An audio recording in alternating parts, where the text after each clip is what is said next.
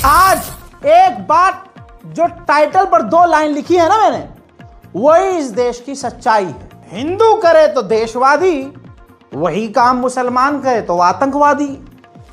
आज मुस्लिम नामी कोई व्यक्ति जरा सा गुनाह कर दे, पाप कर दे, तो भाई साहब उसकी गलती को 7वां आसमान बना दिया जाता है, राई का पहाड़ बना दिया जाता है। लेकिन खुल्लम खुल्ला हिंदू समुदाय के लोग, हिंदू कट्टरपंथी संगठन सीधे साधे हमारे हिंदू भाइयों को वर्गला रहे हैं, उनको हथियार देकर, उनको गुंडा मवाली बनाकर गलत रास्ते पर उनका भविष्य गलत बना रहे हैं और मुसलमानों को जिंदा काटने की बात कर रहे हैं। मरे हुए मुसलमानों को कब्र से निकालकर उनकी हड्डियों को कुत्तों को खिलाने को कह रहे हैं। न्यायपालिका खामोश, पुलिस प्रशासन का दोगला चेहरा वो भी खामोश, जो बड़े बड़े न्यायाधीश हैं वो भी सोशल मीडिया चला रहे हैं, देख रहे हैं, वो भी खामोश। हालांकि सुप्रीम कोर्ट कह चुका है कि हेट स्पीच पर प्रशासन को एफआईआर का बिल्कुल इंतजार नहीं करना चाहिए कि कोई आएगा, एफआईआर करेगा, फिर हम कार्रवाई। सुओ मोटो कानून का इस्तेमाल करते हुए तुरंत खुद एफआईआर करके हेट स्पीच को रोकना चाहिए और कार्रवाई करनी चाहिए, चाहे वो कोई भी हो। लेकिन आज ये मोदी सरकार आ गई है, आज ये रामराज है, और ऐसे में इस रामराज में कानून को तो सबसे पहले ये कानूनवादी ही रगड़ देते हैं। ये खाकी वर्दी वाले अगर ईमानदारी से काम करें या अपने जुमलों को सही कर दूं, ये खाकी वर्दी अगर वैसे ही काम करे जैसे ये मुस्लिम या अल्पसंख्यकों के खिलाफ एक्टिव होकर काम करती है, खुदा की कसम ये अपने दम पर, सरकार तो भूल जाइए, ये खाकी वर्दी अपने दम पर देश की सूरत बदल सकती है। हजरात, 5 जनवरी भिलवाड़ा राजस्थान से एक वीडियो वायरल हुआ।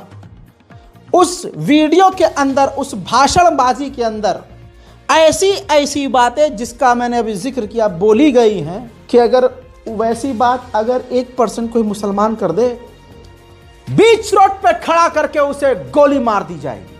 लेकिन क्योंकि ये हिंदू समाज से हैं, संस्कारी हैं, तो ये आतंक नहीं है, ये तो देश की बात हो रही है। देखिए, भारत का जो रीति परंपरा है, इनपे कदम से मिलाकर साथ साथ चलना चाहिए था। वो शरीयत के रास्ते पर जाके इस्लामिक जिहाद के रूप में भारत को 2047 इस्लामिक स्टेट बनाना चाहते हैं, लेकिन वो भूल गए इस देश में बजरंग दल के नौजवान काम कर रहे हैं। ये नापाक इरादों को कभी पूरा नहीं होने देंगे, बल्कि तुम्हारी कमर तोड़कर तुम्हें एहसास कराएंगे कि कब्र से भी निकाल के हड्डियां कुत्तों को खिलाएंगे। ये याद रखना, क्योंकि ये बजरंग दल है। बजरंग दल की खासियत है उसको कोई छेड़ना नहीं, और कोई छेड़ता है तो मतलब छोड़ता नहीं है। बजरंग दल जब तक ध्यान नहीं दे रहा तब तक तुम्हारा चल रहा है। उसने ध्यान दे दिया, उसने संकल्प ले लिया, तो फिर बचने वाला कुछ नहीं है। ध्यान रखो, 1990 में बजरंग दल के नौजवानों ने संकल्प लिया था, रामलला हम आएंगे, मंदिर यही बनाएंगे। पूज्य संतों के आह्वान पर जम्मू कश्मीर से लेकर कन्याकुमारी तक और सोमनाथ से लेकर आसाम तक के 5.5 लाख नौजवानों ने 4.5 घंटे में 400 साल का कलंक का टीका बाबरी ढांचा अपनी सामूहिक भुजा की शक्ति से सदा सदा के लिए उखाड़ कर फेंक दिया। अरे भाई सुनो, वो पुराना हो गया है, नया वाला सुनो। ना पुराना कब तक पुराने भटके रहोगे? ना गलत बात नहीं। हाँ सुनिए, एक नाम मिटा दिया उसको दोबारा क्यों लेते हो आप लोग? सुनो, ना हेट स्पीच थोड़ी है, ये तो लव स्पीच है, प्यार, मोहब्बत। इस पर कोई कार्रवाई नहीं होगी। लेकिन यूपी के प्रतापगढ़ पुलिस ने चंद ट्विटर वालों के कहने पर, हिंदूवादी लोगों के कहने पर आमिर हाशमी नाम के एक शख्स के ऊपर एफआईआर करके गिरफ्तार कर लिया।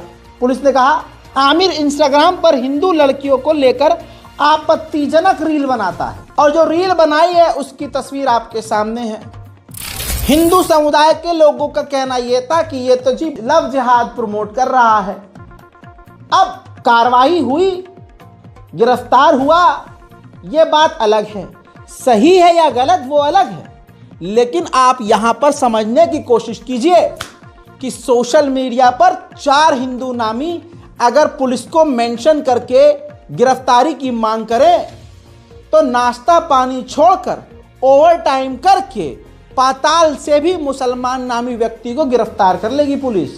लेकिन जहां पर मुसलमानों को कब्र से निकालकर उनकी हड्डियों को कुत्तों को खिलाकर उनको मारने की बात की जाए और उस सभा में हथियार बांटा जाए तो पुलिस वही, प्रशासन वही,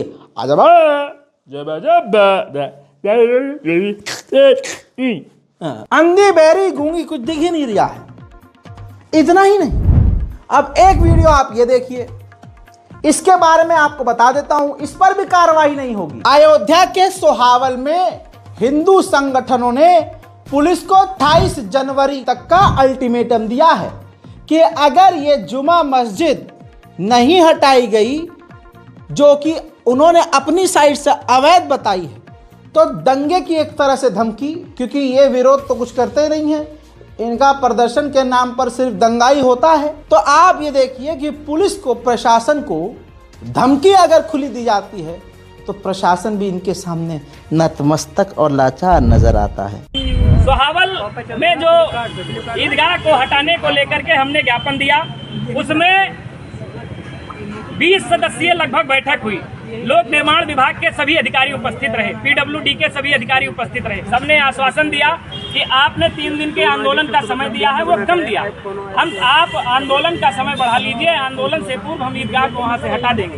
3 लेखपाल नियुक्त किए गए, एक तहसीलदार नियुक्त किया गया, एक नायब तहसीलदार नियुक्त किया गया कि इतने लोगों के नियुक्ति के बाद की ईदगाह की जाकर के समीक्षा कर लीजिए, पैमाइश कर लीजिए, उसके बाद ईदगाह को हटा दीजिए। लेकिन उसके बाद हम लोग लेखपालों के पीछे दौड़ते रहे, जो सीमांकन करता है पीडब्ल्यूडी का 4th ग्रुप का एम्प्लॉय, उसके पीछे दौड़ते रहे। लेकिन किसी ने वहां जाकर के पैमाइश तो कर ली, सीमांकन नहीं किया। ईदगाह हटाने के नाम पर हमें लालीपाप थमा दिया गया। इसलिए हमने आप लोगों का आह्वान किया, आप सभी पदाधिकारी इस चिंता में यहाँ पर आए हैं कि अगर ईदगाह को 28 तारीख तक जिले का प्रशासन नहीं हटाता है तो हम पुनः अपने अपने साथियों के साथ, जनपद के सम्मानित हिंदुओं के साथ और जितने हिंदू संगठन हैं सबका आह्वान करके यहाँ पहुँचेंगे और उस ईदगाह को हटाने के लिए फिर डीएम साहब के यहीं पर गांधी पार्क में या डीएम साहब के कार्यालय के सामने कम से कम 2000 साथियों के साथ धरना प्रदर्शन करेंगे। ना, गिरफ्तारी कैसे हो सकती है?